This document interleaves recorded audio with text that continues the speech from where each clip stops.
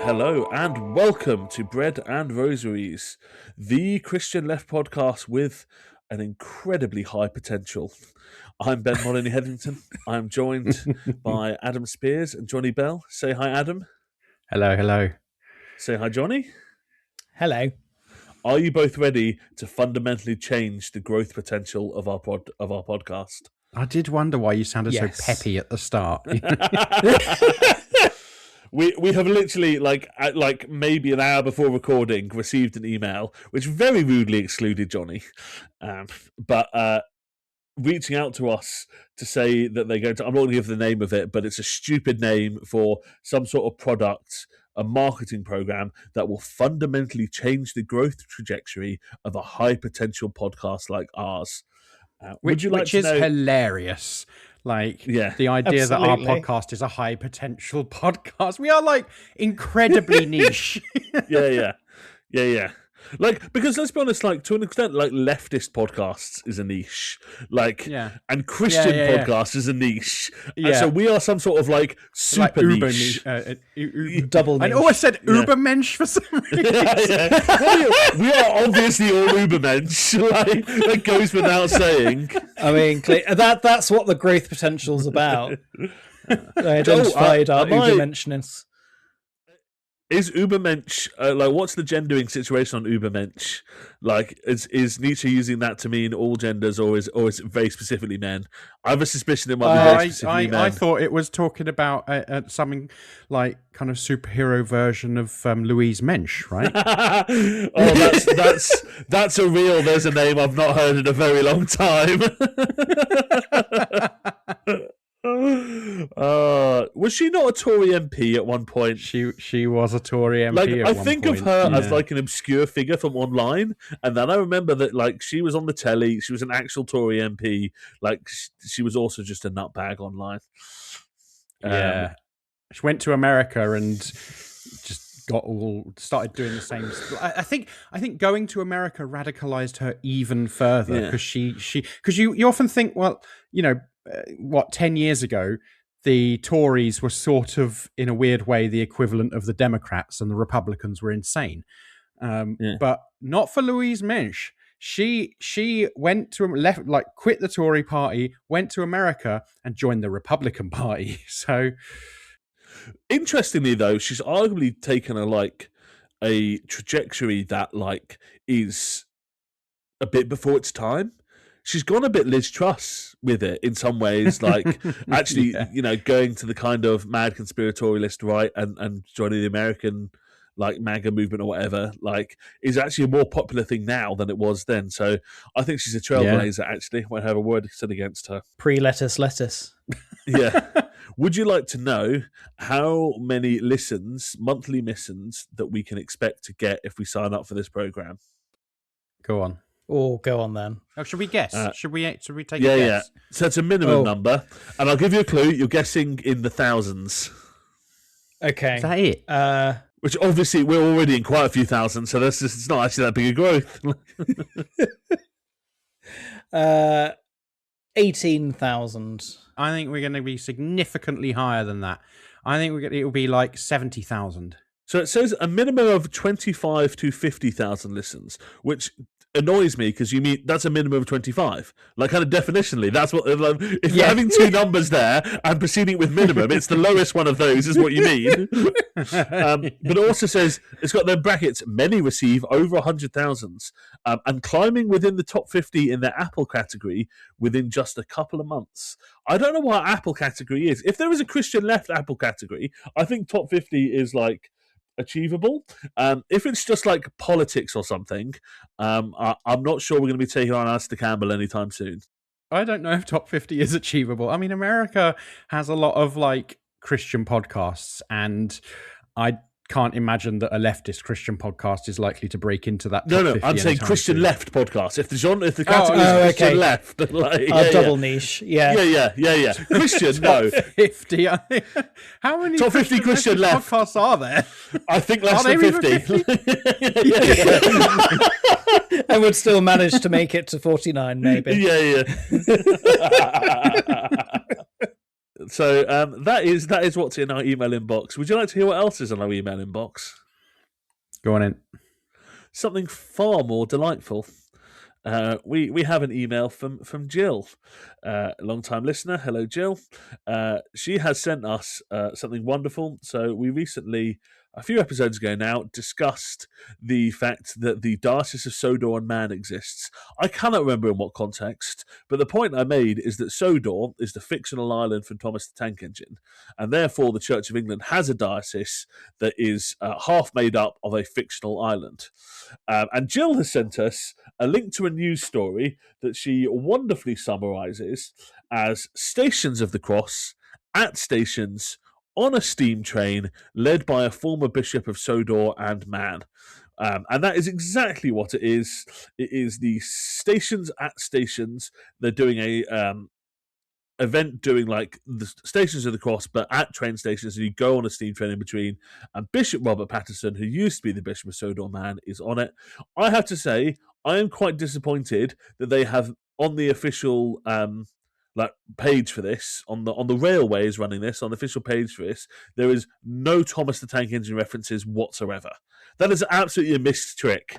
Like, this guy was Thomas the Tank Engine's bishop. Like, I mean, it is a missed trick, as you say. I'm just amazed. I didn't realise that after Twilight, Robert Pattinson had become a bishop in the Church of England. Who knew that was going to happen? I didn't see it. Patterson. Okay. No. Different guy then. But there's a potential mix-up where Patterson is doing the tour of the railway while this bishop is being the Batman, which is quite wonderful to think about as a potential cross paths moment. I think bishops wear cloaks, don't they? Bishops are like Batman. Is that your claim here, Adam? And they can, lower their voice by a couple of octaves to sound, menacing. Well, and also siding fundamentally with the establishment. So. Yeah, I knew where this was going. Yeah. This is true. And being very well funded. Yeah. And having a lot of privilege and money. And not really showing that around. Absolutely. When I was ill recently, I just wanted a film that I knew really well to watch, and I sat and watched The Dark Knight. What a film. Let's not think about the politics of it. What a film. I've never seen it. What? Adam, there's a bit where the Batman does extraordinary rendition. It's great. Like, don't get me wrong here. I do enjoy the odd kind of superhero film, but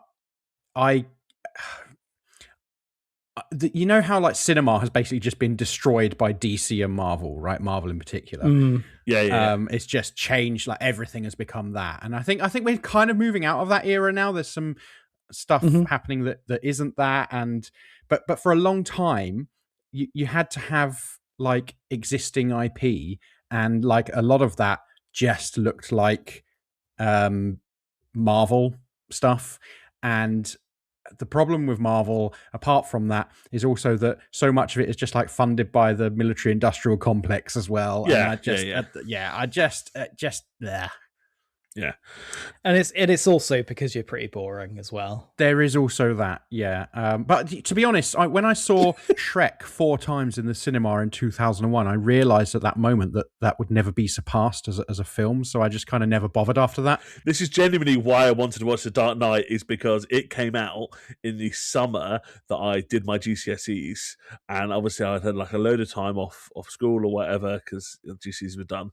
And I went and saw it in the cinema like 6 times or something, just because like different people kept saying to go to cinema. I was like, I got nothing better to do. Like, a wonderful time. What a film.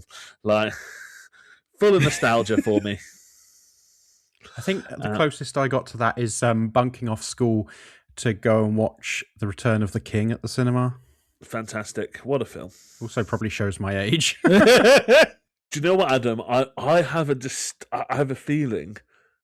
No, I think it was the Matrix films that I was too young to, the sequels that I couldn't go see in the cinema. I was really annoyed. Yeah. I think you're all right that you're not that old, that I was too young to go see Return of the King in the cinema. I think you're safe. What is it, a 12? Yeah. Yeah. It was 2003, wasn't it? So yeah. Well, maybe it was then, Adam. Maybe it was. That's how much younger I am than you. I wouldn't have been old enough to go and see Return of the King in the cinema. Nah, You were there. I mean, 36. look, all I'm going to say is, right, like, I got to see all of the Lord of the Rings films in the cinema as they came out, so I'm quite happy with my age. Like, it was like the golden age of cinema, and I was there for it. So Yes. Yeah. Beautiful. Yeah, love whatever age you're at, even if you're as old as Adam. And I love the fact that I'm actually older than Adam. But you just, for whatever, you don't look it. You just don't. Like, it's the blue rinse. Yeah, it's a skincare routine, isn't it? Let's be honest. Like, I mean, I do moisturize every day, you know. Which, like, I can tell what generation you're in because that's not notable, rather than as it is for like most 20-somethings I know now, like a basic requirement of being an adult human being. Like, moisturizing every day is turns out that you don't just get called metrosexual anymore for doing basic skin hygiene. Like, indeed. Gosh, that term. Fucking hell. I was trying to explain the other day to some 20-somethings I know the concept of the metrosexual, and I was like, you're basically being called gay, but not for like being sexually attracted to the same gender as you, but for like putting product in your hair, and they just couldn't get their head around the concept. Yeah. I was like, yeah, that's where we were at when I was a child. I mean, I'm glad we've moved on. I'm glad that is weird to them, you know? Yeah. True. This is wildly unrelated to what Jill sent in, but thank you very much, Jill. We do love hearing from people. We all got a great deal of joy out of seeing that they were doing a Thomas the Tank Engine Stations of the Cross. So thank you very much for sending that in. Before we get wildly distracted again, shall we move on to start, as we always start, with what else is on my mind, Grapes? What else is on my mind, Grapes? Don't know if you could hear it there. Hopefully not. But I could not get the phrase Saint of the Week out of my mind. And I was like, that's not what the segment is called. That's not what the segment... What is the segment called? So, professional as always. On my mind, Grapes, is a tweet from a man called Freddie Sayers, who is the editor of Unheard, a magazine we talked about a little bit before, but it's this weird kind of online kind of quote-unquote countercultural, meaning here conservative, magazine thing. Owned by Paul Marshall, isn't it? Yes, owned by Paul Marshall, who also owns GB News. And it's a video, but he summarised it in the tweet. And it's him talking and to another presenter on the channel. And I would say, just to start off with, I don't know if you watched the video, you will not see two more punchable men. They have like the most posh, annoying faces you have ever seen. But they're talking about Jeffrey Epstein, and the tweet says, the new principle emerging from Epstein and other recent stories seem to be you cannot continue to be friends with someone convicted of a bad crime if you wish to escape guilt by association. What kind of morality is that? Leads to a fearful, cold, unchristian society. And the videos of him kind of obliquely basically trying to say it was cool for Prince Andrew to carry on being mates with Jeffrey Epstein because it's actually the Christian thing to do, is the kind of long and short of it, which is an unbelievably poisonous and stupid thing to be saying. And I think there's the obvious, which is the issue is not that he carried on having contact with him. The issue is the nature of the contact. Like, if the contact had been, you need to confess what you've done, like, I'm here to support you, but only if you like repent and move forward, and like I will help you make better choices for your life, that there's something laudable in that. Instead, the messages that Mandelson and Andrew and all the rest of them sent Epstein were like, oh, glad you're out of prison, shall we get back to, and then just beep whatever I say next, Adam, because I think it's libelous, but shall we go back to all being but I'm not sure that is libelous, to be honest. yeah, I don't know. Actually, isn't it slander when it's spoken and libel? Spoken is slander, yeah. Oh, in which case it's definitely not libelous. Though it could be libel if it's recorded. But yeah, I think there's a more. I think that's just stupid on that surface level. But there is something about, and I've seen it a few places, this kind of misuse of the idea of grace and forgiveness to kind of say, actually, where is our grace as a society? Poor Prince Andrew, poor Peter Mandelson. Like, where's our grace for these people as a society? And I think that's such a dangerous and toxic kind of perversion of Christian teaching. It's also interesting how quickly people like that are to apply that to people with power, and people who not only have that power but are seeking to maintain it through those kinds of issues, if that makes sense. So, I think ultimately what this guy is doing is maybe not quite justifying their actions, but certainly kind of behaving in a way that kind of just okays the nature of their power and what it allowed them to do and gave them access to do. Yeah, and it operates in such a similar way to all the other abuses that happen, whether that's in the church or outside of the church, of people doing awful things, not really, they might say sorry, but they don't actually do anything towards any meaningful apology or repentance, and then expect everyone to be, yeah, that's fine, that's okay. And it really, it's a real mockery of the people who have been harmed by it as well. Yeah, I mean, I think there's something that a lot of people learn relatively early on, and it's the fake apology. How to apologize and make it look like to the untrained ear that you are actually sorry, whilst actually just being able to carry on as you were. It sort of reminds me of like Bart Simpson. There's a episode of The Simpsons where Bart just like over and over again pretends to apologize, puts like fake tears in his eyes, and I do think that that's something. Yeah, possibly one of the greatest episodes. Yeah. Sorry, yes. I've interrupted a train of thought just to be nostalgic about The Simpsons. Please continue.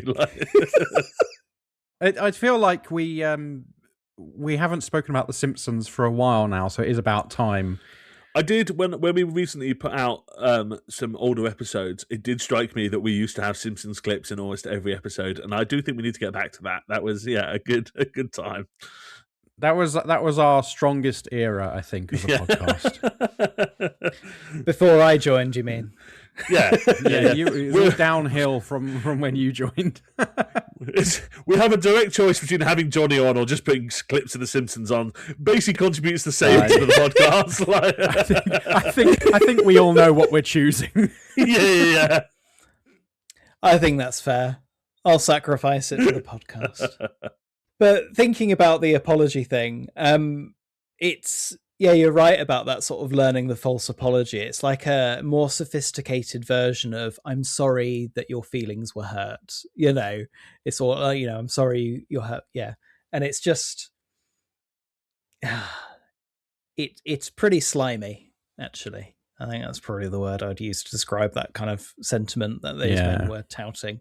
And it was really interesting the way they were talking. They sort of spoke about virtues and being a friend and honor and loyalty and things like that. And it's almost like you're kind of almost just using some of the names in virtue ethics, but not actually really applying it and making it seem like your argument is good, but actually you're talking a load of BS. Like, I mean, Andrew literally sat there in that interview and said, well, I think the problem is I have a tendency to be too honorable. He said that. He said those words. Yeah. These people can't hear themselves. I'm just too good of a person. Yeah. I know. Yeah, I just can't get over that one. I'd forgotten about him saying that until he just mentioned it. But that's essentially the justification they're trying to use, is actually the Christian thing to do was to carry on being mates. And I think, to get outside the Epstein context, and there are genuinely interesting questions, and interesting is maybe the wrong word, but vexed questions about, if you are friends with someone who gets accused of rape, or of even just maybe kind of being a unpleasant partner or not treating their partner very well, do you cut them out of your life completely? Can you work with them? Like, what ethically does it mean to remain friends with them? I think those are genuinely thorny questions. It's not the question they're asking, though, is it? Yeah, so that actually a kind of glib, well, Grace says you have to carry on being friends with them is not really a helpful answer to, is it? No, and I think I was just thinking about that. I'm pretty sure if we're going to go with the Christian route of saying, "Oh, you need to forgive them" and all that rubbish. No, that's good. Sure I want to be very clear. We're pro forgiveness. Grace is good, but the Reverend Jonny, Methodist minister, says forgiveness is rubbish. Put it this way, Adam. Is that the official line of the Methodist Church, Jonny? Absolutely, as a public representative of the church. They say shit like that, and you can't even get ordained. That's how bad it is. Like, indeed, the standards that you can't meet. Maybe I need to say shit like that. That's where I'm going wrong. That's what I went wrong. Sorry, Jonny. Do continue. No, I'm just thinking about like all this stuff of, you must forgive them and it's, the honorable thing. But actually, I'm pretty sure Paul, something like Corinthians or something, talks about expelling the immoral brother or sister. Basically, someone who doesn't repent, who keeps doing things that are wrong and doesn't show any signs of changing. It's like, no, we've tried. There's the door. And that often gets overlooked in these sorts of situations. Accountability. It does. I do think we have to be careful with that one, right? Because that, on the flip side, can be used to in an abusive way in and of itself. But actually, when you need to protect people and there are people who are, dangerous, then actually a decision has to be made for the good of the community. Yeah, absolutely. And it is about accountability. It's, you have harmed, you have done wrong, and you're not showing any signs of remorse, like true remorse and trying to make amends. I think that's a key distinction, right? Is are there signs of remorse? Is there an intent to make amends? And like, we still need to prioritize safety, but there's situations in which you might say, I want to carry on having some sort of relationship with this person, probably changed, perhaps more boundaried, but some sort of relationship with this person because I want to support them on the path and journey that they are on. And just saying, yeah, you should still be mates with an accused paedophile. It's not the same. Like, kind of, there's a world of difference between just saying, well, I have to carry on being mates with you, and saying, I'm going to make the costly decision to carry on going with you because you're on a journey that I want to support, right? And if they're not on a journey you want to support, frankly, why the hell would you want to carry on? Like, by all accounts, absolutely. No one was hanging out with Jeffrey Epstein because he was a cool, fun hang, right? Like, we know why people hung out with him. It's because of the power and the sex. Like, it's that simple. So to pretend like this is anything about like being loyal or anything like that is just absurd. On that note, shall we progress on to talking about our main topic of the day? We are in the midst of Lent, most famous as the bit that follows after Pancake Day, where maybe you give up chocolate a little bit. But maybe. I'll be honest, I haven't.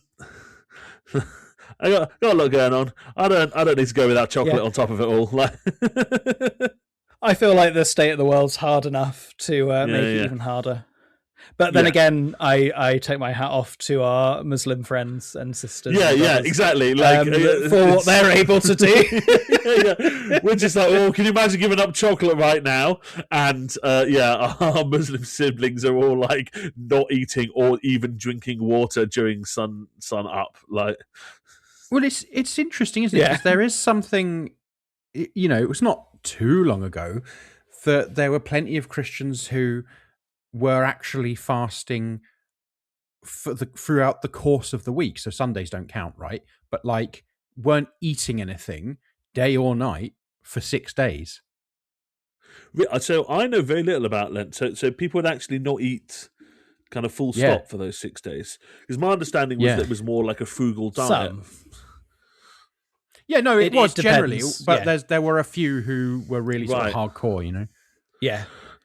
That sort of almost Buddhist Hindu kind of fasting that you sometimes practice, those practices you find. So the tradition, as I understand it, is that for the kind of 40 days, not including Sunday, of Lent, is kind of coincide with 40 days in the wilderness and all the rest of it. It was traditional for Christians to eat a kind of more austere, reduced diet, kind of less treats, less sweet stuff.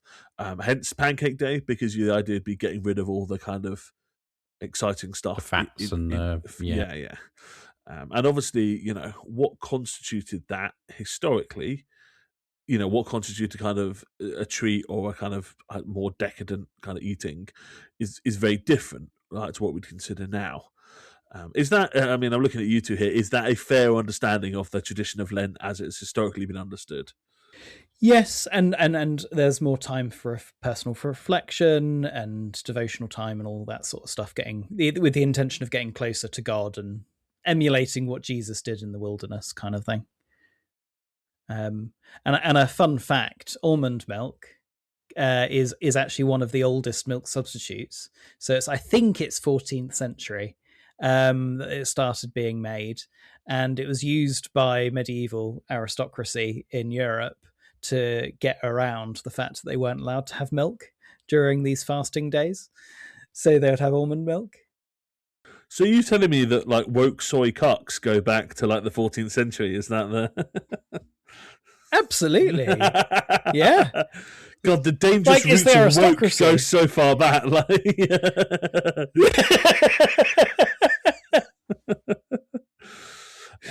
I feel like we should do an episode on old woke things. Yeah. That's probably something in there, isn't there? Like, stuff you could call woke that is really old. Yeah, absolutely. Yes. So, I guess the way Lent is celebrated now is, if it is celebrated, it is by individual people kind of saying, I'm going to give up this specific thing, right? People will ask, what are you giving up for Lent?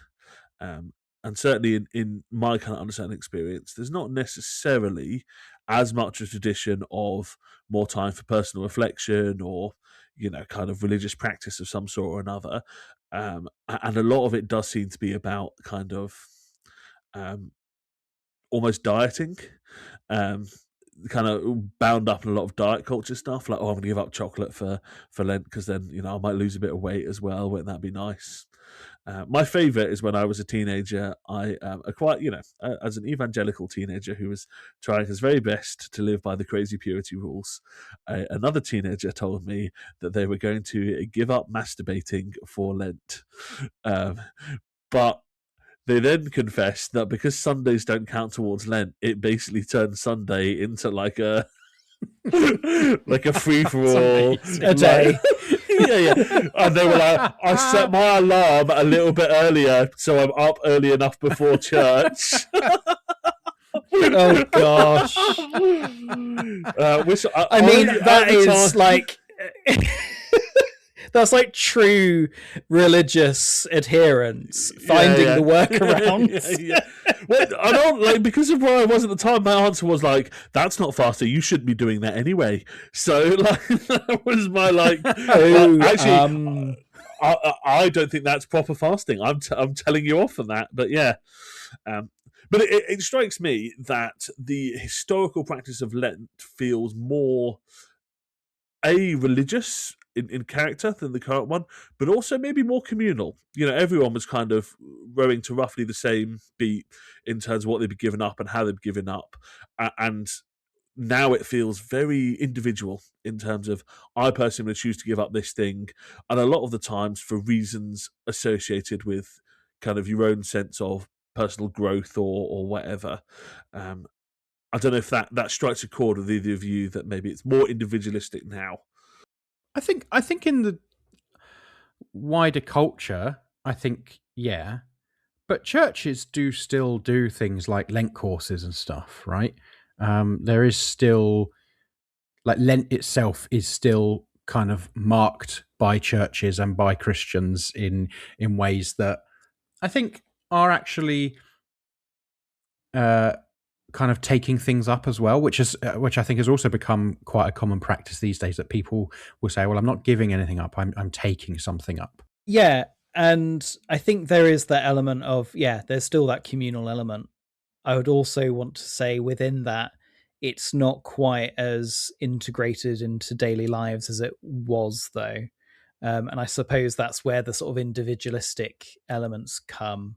But also, there's not the it's not always a good thing, but it can be that sort of social pressure of adhering to Lent practices.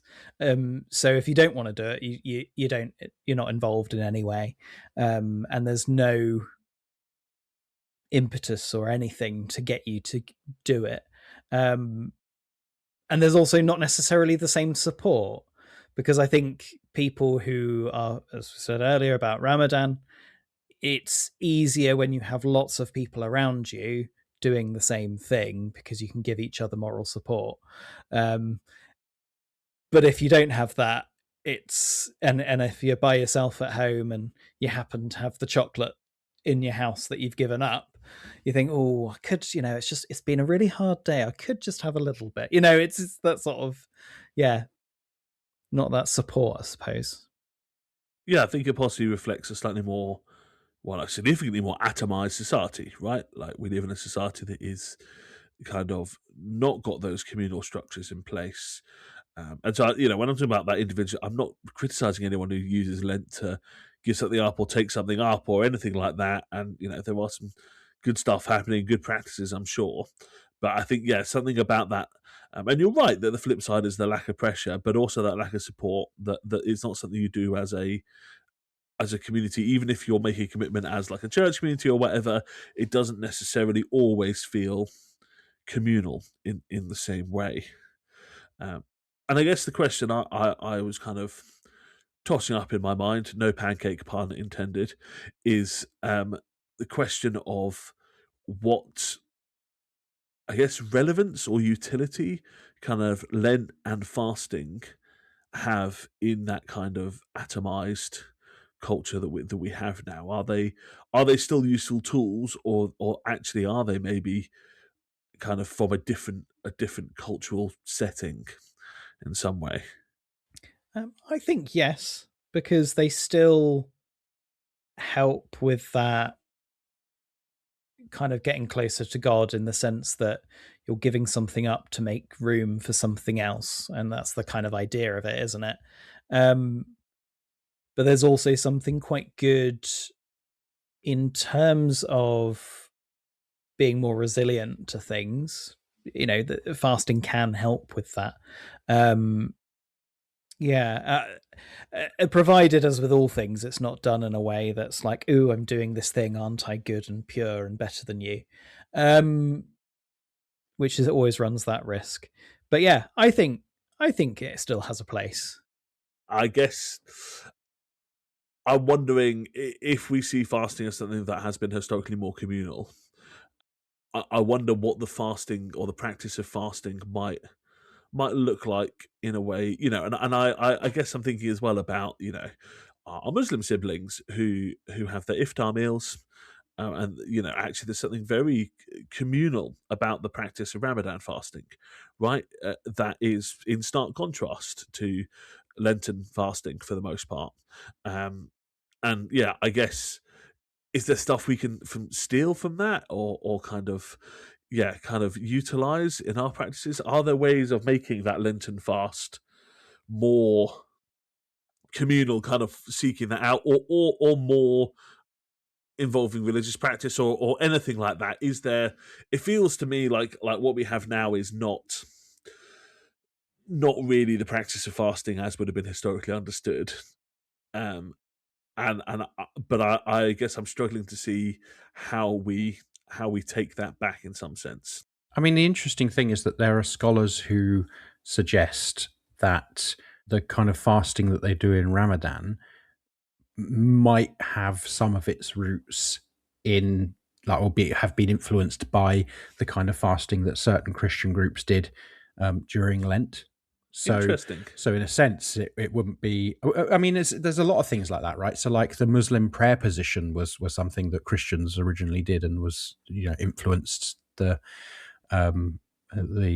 influenced Islam and what they did. So, in a sense, it wouldn't be stealing it. It would be kind of, you know, returning to say something. Take it back. Say we're going to take it back. That's taking back control. Yeah.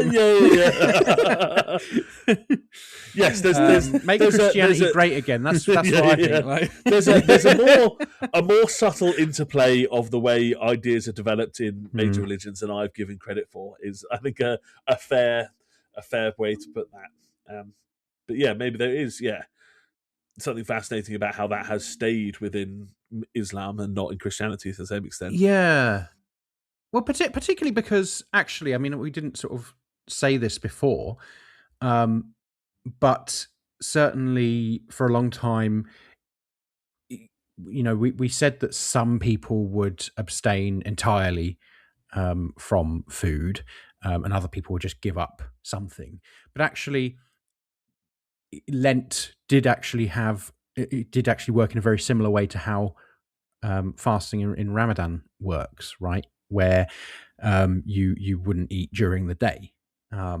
So what's interesting about that, I think, is that when you have an iftar in Islam, that is a very, very communal thing. People are breaking their fast together, and I do think that there's something that we can learn from that perhaps we can reclaim, in a sense, for Lent.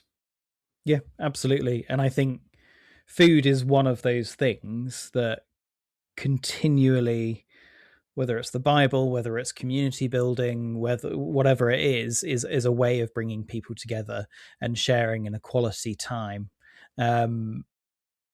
and can create that community and strengthen it far better. So I think you're very right there, Adam. I think as well, one of the things that we don't often talk about really is that in the UK and other countries, our relationship with food has changed significantly to years gone by. So, you know, I mean, part of the reason why, I can't remember who said it, but sort of explained that part of the reason why you pray or, you know, give thanks for the food that you've got or the meal that you've got is because you didn't know necessarily when your next meal was going to come from, or whether that would be a continual supply. You know, food scarcity and security was a real thing, and is a real thing for most people in the world. But our relationship has changed dramatically. So there's also an element of that where there's something about the choice that we have of whether we engage with it or not that feels pretty privileged, I think, that needs a bit of thought, perhaps. Yeah. I do think that's interesting because, you know, I'm someone who has had periods in my life of, you know, relative poverty and of food insecurity.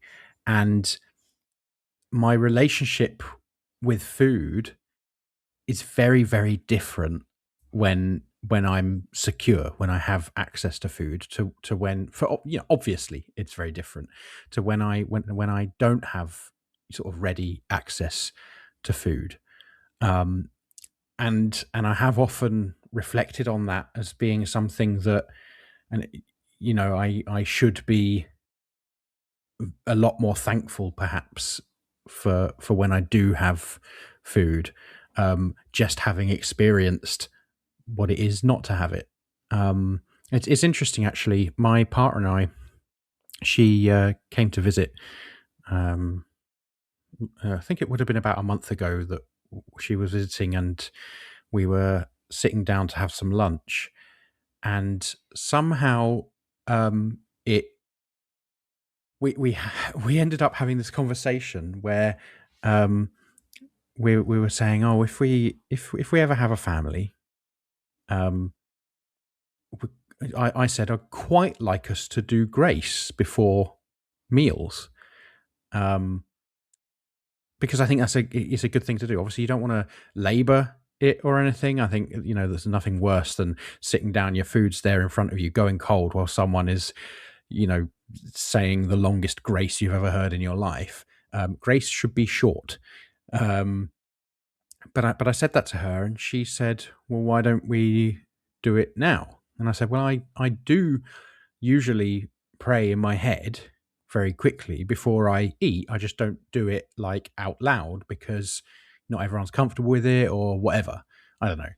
And she said, well, so do I. So why aren't we doing it? And neither of us had cottoned onto the fact that we were each doing this. That's really interesting.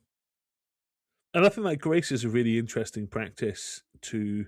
I don't do it because I'm a bad person and a bad Christian, but it is a really interesting, and maybe I should. I'm considering it now. Just a very small way to slightly reconfigure your relationship to that food, like you were talking about, Jonny. Actually recognizing that we're in an extraordinarily privileged situation, that we just assume that we will have access to food, and both within this country, but more specifically kind of globally, actually that is not the norm. That there are plenty of places in the world where food insecurity is the norm, right? And it shouldn't be. We have the ability to solve that problem, but we haven't. And something about using that practice of grace. Maybe this will be my late Lent commitment, using that practice of grace as a small way of kind of reconfiguring our relationship with food. Is quite a useful, I don't know, tip, suggestion, whatever you might call it. And you have the other end of the spectrum. I found out actually only a couple of hours ago that Timothy Chalamet will occasionally have his own private chef on set. And for breakfast, for example, will get cooked 3 different things. And we'll only choose one of them and the other 2 get tossed out. Which is pretty that gross. Real? That can't be real. I think so. It may or may not be, but apparently this is a relatively common practice of private chefs, and not a kind of, not an individual choice necessarily. Like, the story I've seen was this is probably true of him, and it's probably true of most A-list actors on set, where they don't necessarily have the time to want to kind of talk to them every day. What would you have about? They just cook a bunch of stuff and see what they'll eat. But exactly. Actually. That kind of wastefulness, and I want to be careful about not wanting to get too individualized about this, but there is the system itself. This is what I'm saying. There's no, actually, we are at the point where we can mostly solve food insecurity, but there was an active choice not to, and I don't think any of the 3 of us made that choice, but it is. And I think part of that grace practice is perhaps being aware of the fact that we are participating, albeit unwillingly, in the kind of structures that create that inequality. Cool. Shall we move on to our Saint of the Week? In a minute, we're going to come back and we're going to talk specifically about some Lent reflections that Jonny has shared. But before that, let us talk about our Saint of the Week. Saint of the Week. Jonny, I believe you have the Saint of the Week, which is great because I'm not going to pronounce her name and let you take a run at that. And actually, it seems appropriate because today is actually International Women's Day as we're recording. So it seems appropriate to have a woman. International Working Women's Day, Jonny. Apologies. The original. And apologies. And now we're back to Adam correcting me again.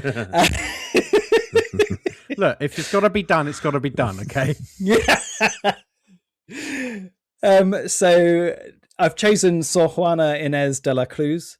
My Spanish is not good, so I've probably mispronounced that.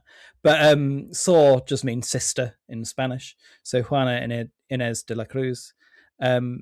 she's a self-proclaimed the worst nun in history, and she lived in New Spain, which we now call Mexico, in the 17th century, and she was a nun of the Order of Saint Jerome. And she's not yet canonized, but some people are trying to get her canonized. I think she's canonized something in the American Episcopal Church, but not the one true church, She's the Catholic Church. Well, now she is canonized in the Bread and Rosaries canon of saints. So you can't get much higher than that, can you? Do the Methodists canonize? No, because we consider everyone to be saints who are, part of the body of Christ. So cop out. Technically, the Anglicans don't anymore. Anymore. Yeah. I just assume it's just the Catholics doing it, but there must be others knocking around. Oh, Orthodox, Coptic, Ethiopian. That's all Catholic. I don't know about the Ethiopian, actually. Yeah, they do. Oh, is it? Yeah. Wow. It's not Protestant. Sorry. That is genuinely. I'm sorry. I know that's completely wrong, but in my head it's just like Protestants and the other lot. Like that is what. Also, one of our most recent saints of the week, the parrot, should have taught you that that's not the case, Ben. Yeah, to be clear, this is me reflecting on my own stupidity rather than any genuinely held belief. Yeah, so Juana, she was someone who spoke out quite vehemently about women's rights, arguing with bishops over it, and reflected a bit of the multicultural context that she was in. Of course, in New Spain, which we now call Mexico, it was a colonized country where the Nahuatl people were colonized. The Nahuatl people, the sort of colonial name for them are Aztec. She was self-taught in many things. I mean, she was a woman, so she couldn't have formal education. She spoke Latin and at least some Nahuatl. She knew a great deal of theology and philosophy, including things like Greek logic. And she wanted, as she was growing up, she wanted to learn more, but she was refused to go to the university in Mexico City because she was a woman. And she also hated the idea of marriage, because she didn't want to become subservient to a man. And in her own words, the solution was, the convent was the least disproportionate and most honourable decision I could make. So she could continue to study and write there. She included poetry, music, plays and stories and philosophy that she wrote. And actually one of the poems that's more well known of hers is Foolish Men Who Accuse. And I'll just read a bit out of it out now. Silly, you men, so very adept at wrongly faulting womankind, not seeing you're alone to blame for faults you plant in a woman's mind. And we'll also send in the description, we'll put a link to that poem so you can read it yourself. But she also experienced, of course, oppression from men, but also from women, because many women at the time were thinking that she shouldn't know as much and she should speak less. And perhaps it's that kind of sort of introjected or internalized misogyny there. One of the books that that made her quite well known within Spain and Portugal and New Spain was a book called Letter Worthy of Athena. And she critiqued a really popular preacher of the day who was known throughout Spanish and Portuguese speaking countries, a guy called Antonio Vieira. And she basically ripped him apart, kind of showing all the logical fallacies and inconsistencies in his work. And she really went to town on him and basically said that the ability to do these things of preaching and whatnot should not be based on the merit of being male or female or your social status, like being nobility and whatnot, or clergy, but your ability to think and argue. So it's a kind of a book written by a woman criticizing a man pretty heavily and the system, which would have been really shocking and unheard of at the time. Just a slight critique of her is that there's obviously a flavor of ableism in her work, because she's saying, it should be based on how well you can do at things rather than anything else. A bishop tried to reprimand her by interestingly writing in a pseudonym of a woman's name. Which is amazing. I absolutely love that. That is so good.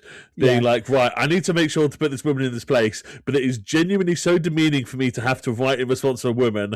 I'm going to have to pretend to be a woman to do it. Beautiful stuff. Like, patriarchy, man, it really screws you up. I know. It's, it's pretty interesting. And his argument relied quite heavily on that thing from 1 Corinthians 14. Women should be silent in churches, for they are not permitted to speak, but should be subordinate, as the law also says.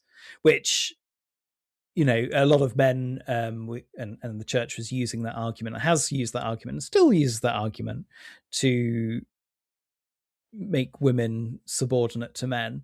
But I'm pretty sure, more recent scholarship has shown that verse inserted into Paul's letter is additional. Paul didn't, that wasn't original to the letter. It was additional, which I think is really interesting, that a great deal of theology. There's, I think that's likely, but I don't think they have necessarily said this is exactly the case. No, there's people who think it and people who disagree with that. Yeah. Adam, would you mind pressing the heresy button on the soundbar for me, please? Heresy. Remove this filth. And that's to both of you for suggesting for a moment that Paul didn't write every word attributed to him in the Bible. We'll have none of that. Thank you very much. Including the Hebrew Bible. Yeah. Paul wrote it all, is I believe. Like Genesis to Revelation, it's all Paul, baby. I mean, some people do almost believe that, but there we are. I mean, a bunch of the books that are meant to be written by him aren't even written by him. Never mind the ones I'm claiming. Like, yeah, okay, fair. Just a lot of heresy going on right that's now. Fair. Yeah, that's interesting. I didn't know that was considered to be a kind of a marginalia edition that got copied by some people. That's fascinating. Yeah. Because it's kind of not consistent. I mean, he wasn't pro-women all that much, but it's not really consistent with his theology. And there's a few things, won't go into it now. But yeah, I think Sor Juana is a really good saint of the week, because she really pushes back against the patriarchal powers of her time, particularly the church, and really pushed for women to be treated with greater equity. She uses her power as a smart and educated woman, and actually uses her protected status as a nun to criticize men and the systems that she's in. And she's sometimes referred to as a proto-feminist, which is obviously anachronistic, but I do think there's something to it. And she was able to put some really powerful men in their places, resisting oppressive and exploitative practices of the church. And I want to finish with some more words from the poem Foolish Men Who Accuse. And it's the last few lines. I well know what powerful arms you wield in pressing for evil. Your arrogance is allied with the world, the flesh, and the devil. You communists. You rattle off a lot of fancy words, don't you? That's a really great end to a poem. I like that a lot. And it's interesting. We've come across this before a little bit. Is the kind of using the status as a nun as a way of essentially shielding from the inequalities of being a woman. Like it's a way of protecting you against some of that. So not completely, and also that I believe there's some history there around kind of in the early church. I think potentially is it Junia? There's some argument that she kind of essentially uses Christianity, well not uses Christianity, but as a Christian widow, she is able to kind of avoid some of the expectations that would be placed on her as an unmarried woman. Yes. So it's And interesting. there's a number of times. Yeah. Yeah, and the way that, I don't know, it would be easy to see kind of nunneries and the idea of being a nun as an oppressive, a kind of patriarchal institution, and maybe it is to an extent, but there is an element of those are able to be used by women to avoid certain kind of expectations being placed on them.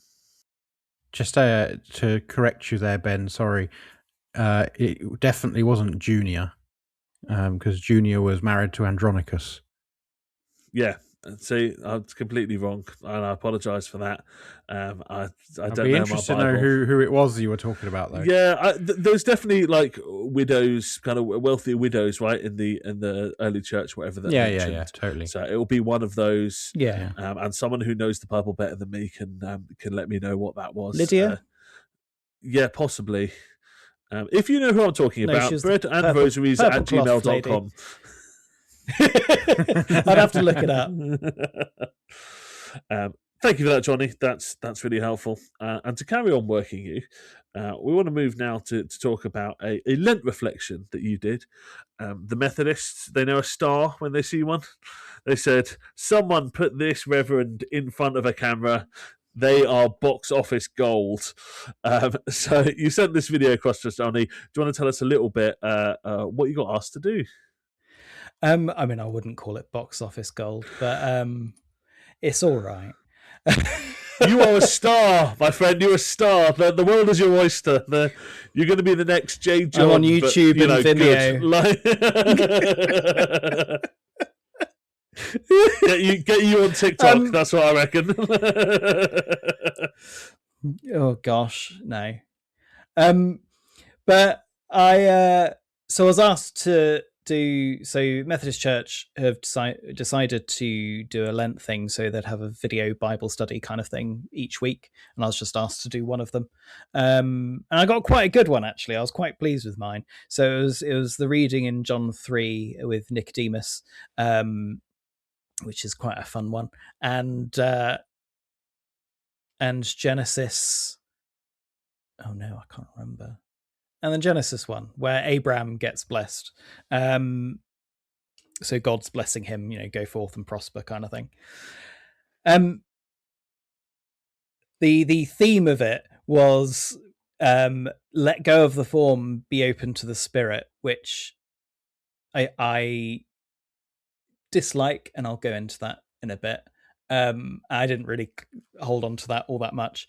But what I did do was use kind of contextual theology to understand the two passages. So I used some queer theology and womanist theology. Queer theology for Nicodemus and womanist for Genesis.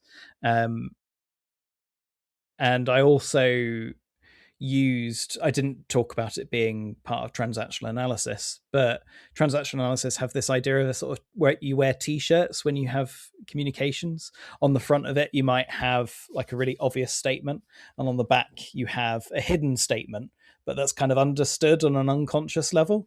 So like ulterior messages, basically, sort of those hidden messages. And I used that as a metaphor for understanding of what was happening throughout some of the readings. So in the Nicodemus one, you have Jesus talking to Nicodemus, and the sort of obvious message that's kind of understood by Nicodemus is, you need to be born again. But the bit that he doesn't understand that's on the back of the t-shirt is you need to be transformed into the spirit, as it were. And Nicodemus's t-shirt that he might be wearing might be that, he on the front of it, it's like, oh, I'm open to being vulnerable and welcoming Jesus's teachings, but actually on the back of his t-shirt, he's kind of afraid and hiding from the consequences. And Robert Goss in the Queer Bible commentary actually talks about how he's closeted, basically, and he's like closeted clergy, not wanting to be out and be part of a group and support a group that they're actually a part of, and instead is kind of scared and caught up in their own fear, and aligning with power, basically. I want to talk a bit about the Genesis reading and obviously Abraham's being blessed. Wilder Gaffney makes a really important note and says Sarai is distinctly absent from that blessing. Lot is present, but Sarai is not. It's a kind of like saying, well, women aren't important enough to be blessed there. So if the t-shirt idea, Abraham and is blessed and so are his descendants, but on the back it's really the men are blessed and women aren't. Women were at the time considered to be property. So and the question I put at the end of it is as a church, as individuals, whatever, what t-shirts do we wear? So do we kind of bless some and not others? Do we consider some people important, worthy, pure enough to be blessed or to be considered or worthy or whatever? And are there some that we exclude because they're impure, they're sinful, they're whatever? So what t-shirts do we wear, and what impact, or what's the impact of what we don't see immediately in these things? So the impact of those ulterior messages that we have. So that was a kind of TLDR of that Bible study. Yeah. I think I'm really fascinated by the fact that the t-shirt thing. I was fully ready to credit you for the t-shirt thing, because it's a really interesting metaphor. But I hadn't realised it's some transaction analysis, so you're not getting the credit for that, I'm afraid.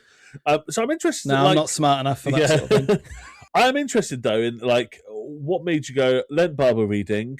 I'm going to bring in kind of contextual theologies, so queer and womanist theologies, and transaction analysis. That's not necessarily my immediate obvious starting point when you're doing Lent Bible readings. I mean, I think there's a mix that it's going out to people in the Methodist Church, and they won't. Chances are most people haven't been exposed to contextual theologies. They might have had sort of flavors of them that have been presented at some point, but not necessarily explicitly called that.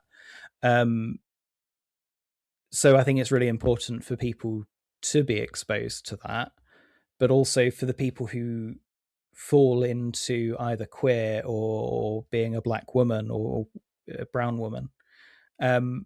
It's really important to be someone's going, yes, you're seen, you're relevant, you're worthy, So I guess it's those sorts of things. It's also more interesting, rather than just regurgitating the same stuff that people have all heard so many times. It's more interesting to do that, I think. So I guess that's why I a lot of theology struggle with personally, because it's so repetitive and it just makes teeny tiny tweaks, and it's the joke about that's not interesting. The church leader who has 8 talks and they repeat them on a loop, right? Like that, like they've been preaching for, or even, within a context where they do kind of lectionary or similar sorts of things where they're like, well, I only have to have 3 years worth of talks because then I can just loop them again. And I always get frustrated at times when I think I can a talk with really good theology that isn't contextually relevant. I always, this is the question. I always go away, and I was helping. Sarah was doing a sermon this morning, actually, as we record, and that's always the question. I'm like, what relevance does that have? Because actually, people could if you want to just do an exegesis of the passage, actually, you don't need to write a sermon. Someone's written a good exegesis of a passage somewhere. Go read it out. It's fine. The point is to say, what does it mean for this community? And I think that's really, interesting to kind of say, well, actually, what does that look like when this is going out to all Methodists in the country? Well, actually, what's relevant to them is actually, let's hear about, womanist and queer theologies and how they might apply here. And then I guess there's also an element of, maybe that is, I don't know about, it's been a long time since I've preached, but like, I don't know whether those are the things that, that queer Bible commentary and the womanist midrash books that you mentioned, whether those are kind of your go-to kind of sources for when you're kind of putting together preachers. Yeah. I mean, for me personally, those sorts of things are. But I'm also very influenced by contextual theology. I am likely to be unusual in that way. Well, I mean, partly because the queer Bible commentary is so bloody expensive, so not many people will have it. Yeah. But it's one of those things. It's not normative, therefore, it's not used commonly, essentially. And I want to push back against that, of bringing liberative and liberation theologies in. I've just done a quick check, and we don't have a copy of the Queer Bible Commentary, so that probably doesn't know how expensive it is. I really liked the Robert Goss point you talked about. So talking about there's these kind of binary motifs in John, and night and day. Some stories are set at night, some stories are set at day. Yeah. And pointing out that the Nicodemus story is set at night, and essentially saying when Nicodemus is choosing to be closeted. And I thought that was such a, on one level, a not obvious in the sense of like, not everyone's going to come up with it, but like actually on a plain reading that makes a whole lot of sense, and also like a kind of quite, I guess, revolutionary idea that we should read closeted clergy into the story of Nicodemus and his refusal to kind of actually fully commit to Jesus is explosive, I guess, in its implications as a take on that story. Yeah, I mean, he's saving his own skin, which is not the message of Jesus or Jesus Christ. Like, that's not the gospel message, is it? Of just keeping yourself safe, keeping the status quo, and gaining power from the status quo. Which is why, I mean, I contrast him with the woman at the well. And actually, funnily enough, today is the lectionary was the woman at the well. And the Orthodox tradition call her Fotini, the enlightened one, which I really like. And she gets Jesus. She's a person who shouldn't, because she's had however many no husbands. She's living out of wedlock. She's likely an outcast in her town, as it were. And she shouldn't, and she's not, presumably not, a learned person, whereas Nicodemus is someone of status, has great education, it has great political power, and he doesn't get Jesus, and he doesn't get what Jesus is about. And the day and night thing there as well. Fotini is literally at noon, at the height of day, and Nicodemus is at night when there is no sun. So there's a real contrast, I think, that the writers of John are doing there. I think it's interesting. I almost feel drawn to defend Nicodemus a little bit. Patriarchy.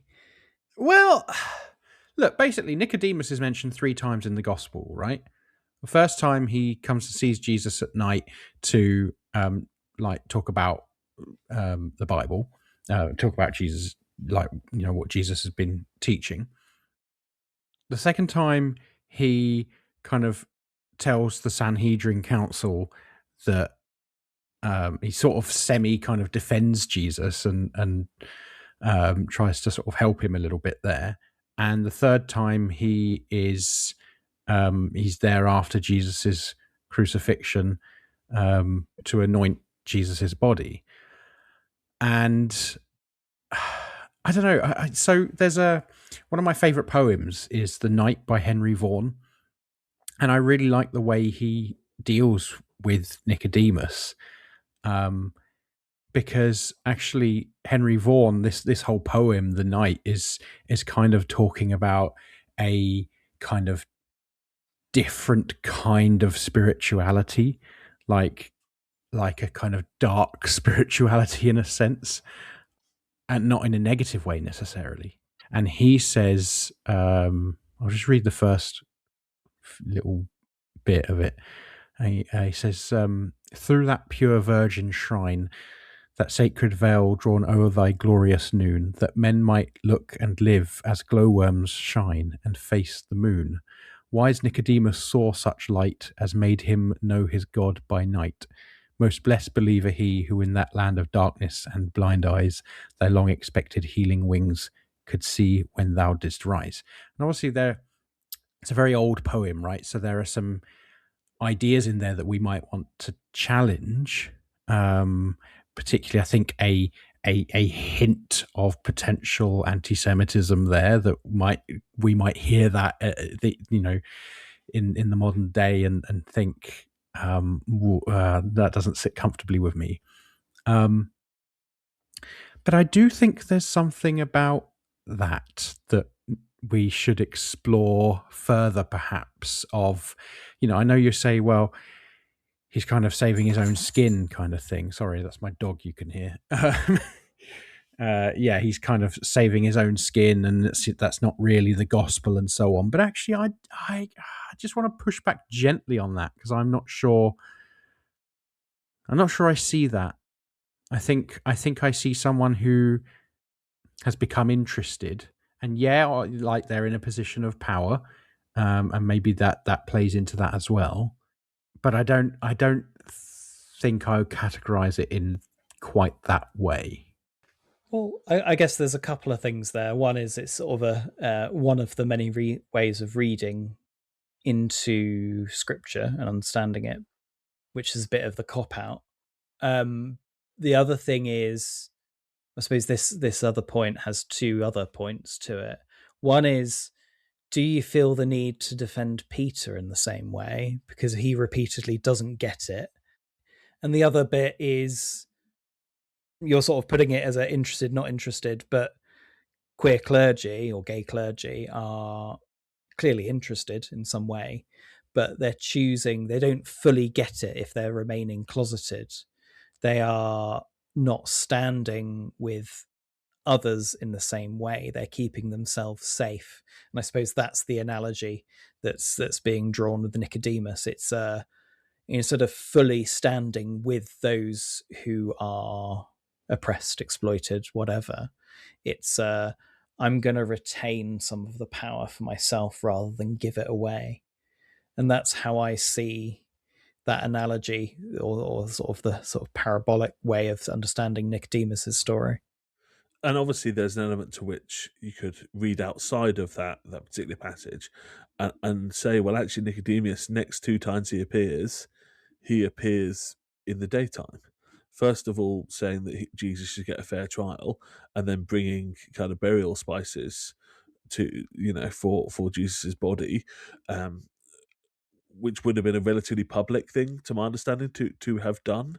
There's maybe a sense of, if we were to kind of extend that idea of that reading to say, actually, Nicodemus does ultimately embrace this and come out of the closet in his kind of Christ worship, right? There is something potentially interesting about saying,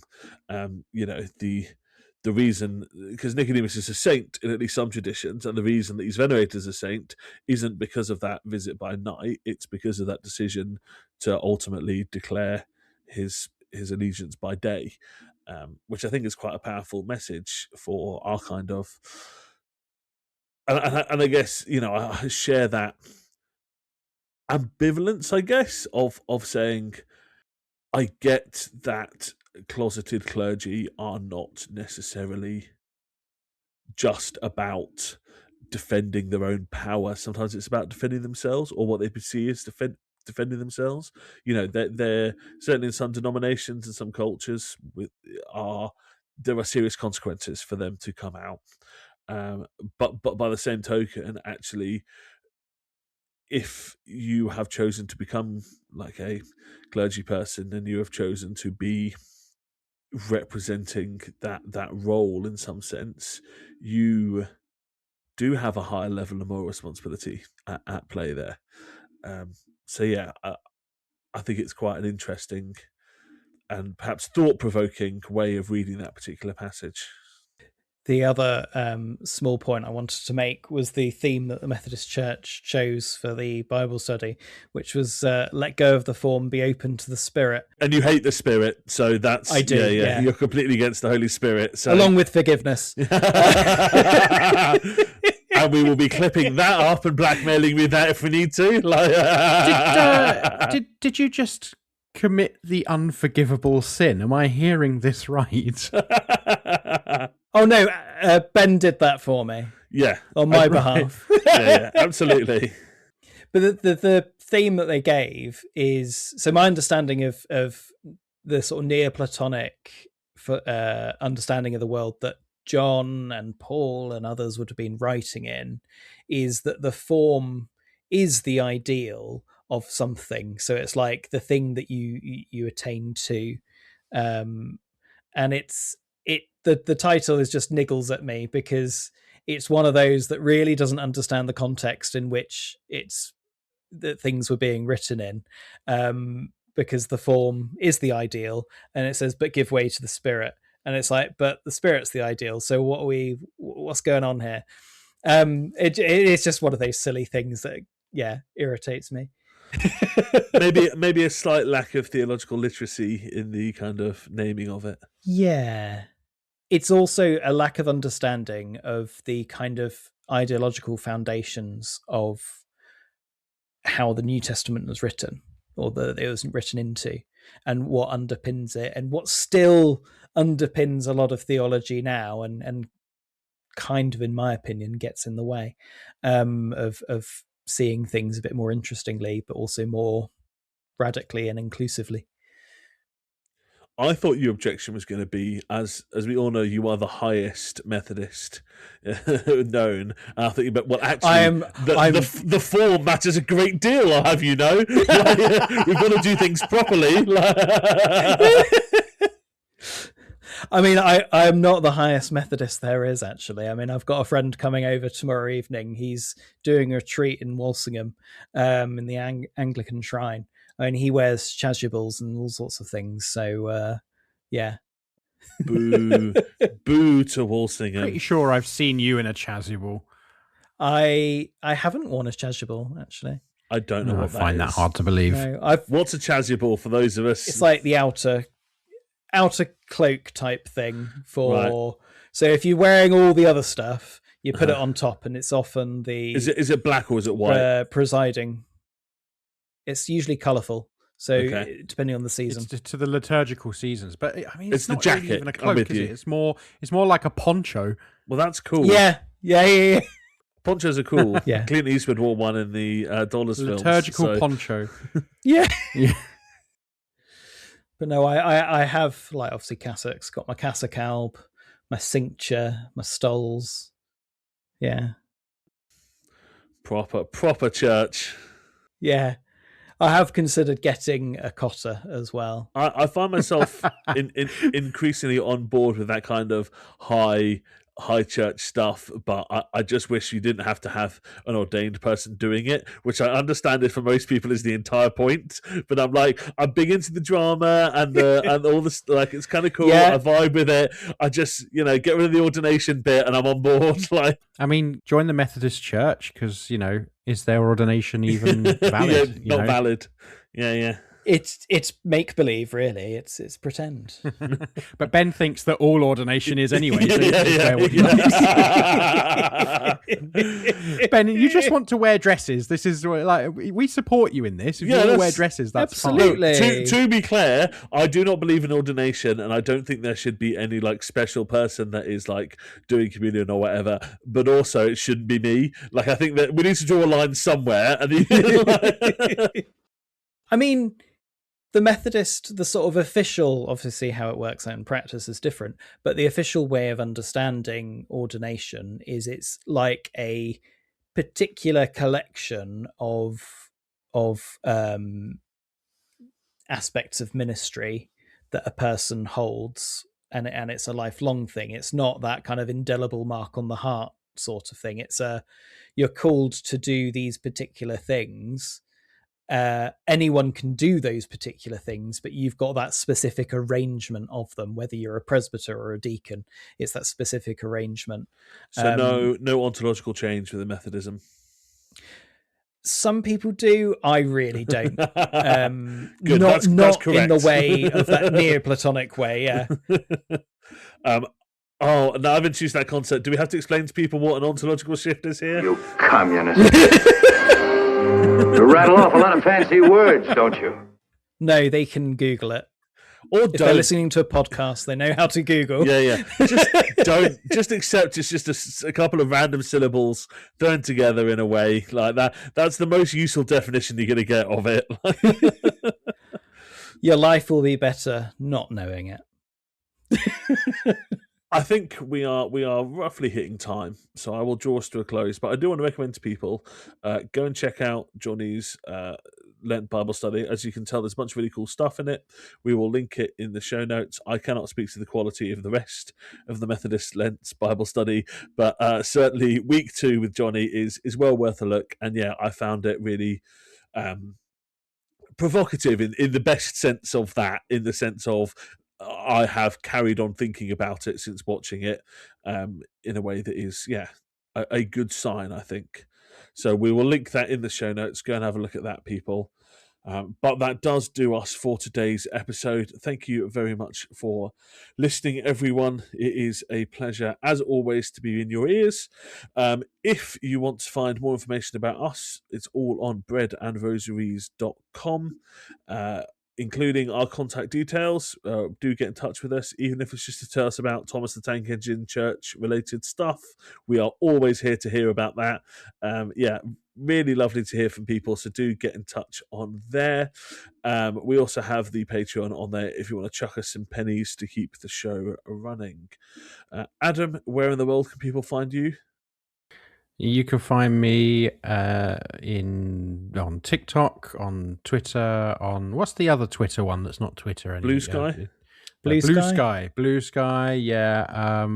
Instagram, a few different places at CommieXIAN. You can also find me on YouTube, and you can find the podcast on YouTube. Please subscribe to the podcast on YouTube. I accidentally hit the button on the desk, and now it's going all the way to the top.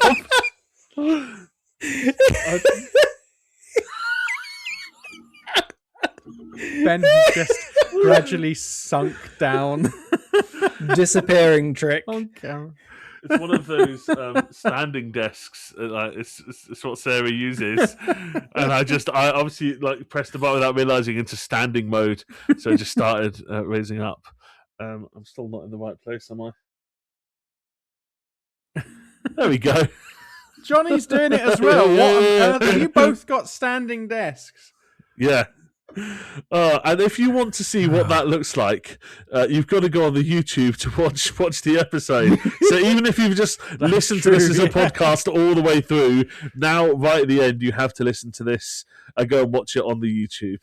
I think that's quite enough nonsense. I can't believe you bougie desks that adjust to different heights. I mean, the church paid for mine, so... Church of England paid for Sarah's as well, so... privilege there. Yeah, exactly. Yeah. On that note, Jonny, if people want to get in touch with you, do they just have to find you on the streets of Norfolk? Yeah, or look at the Central Norfolk Circuit website. There's some contact information if you're that keen. But yeah, but you have to put the effort in. They're not going to give it to you. You have to actually go and find their information. Yeah, absolutely. Thank you very much for listening, everyone, and we will see you next time out. Goodbye. See you later. Bye.